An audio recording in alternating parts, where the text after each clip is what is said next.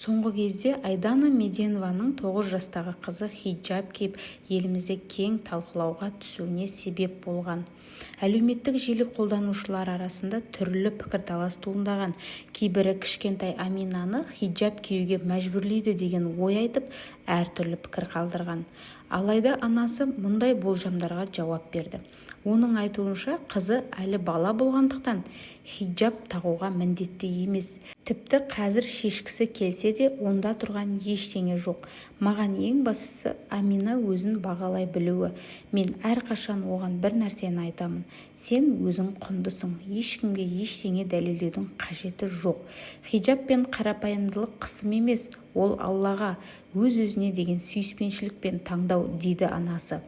Ол өз түсінігіне ұзақ уақыт бойы келгенін, ал қызының бұл жолды жеңіл әрі шынайы қабылдағанын атап өтті.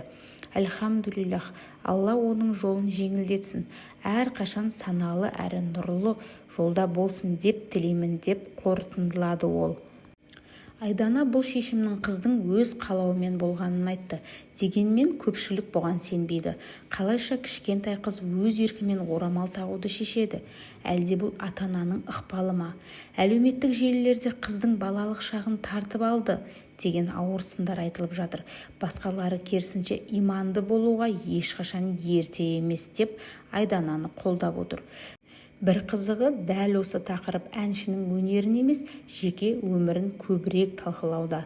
Бұл пиар ма, әлде шынымен жүрек қалауынан туған қадам ба? Әлемде дін жолын ерте ұстанатын балалар аз емес, бірақ қоғам әрқашан екіге бөлінеді. Бірі қолдайды, бірі қарсы шығады. Сонда біз қай жолды дұрыс көреміз? Айдана Меденова қызына орамал тақтырғаны үшін сынға қалды. Ал сіз қалай ойлайсыз? Кішкентай баланың мұндай шешім қабылдауы еркіндік пе? Әлде ерте жүктелген жауапкершілік пе? Мүмкін бұл біздің қоғамның әлі де діни еркіндікке дайын еместігінің дәлелі шығар. Әлде біз тым асығыс пікір білдіріп жатырмыз ба? Қалай болғанда да бұл жаңалық қоғамды бейжай қалдырмады.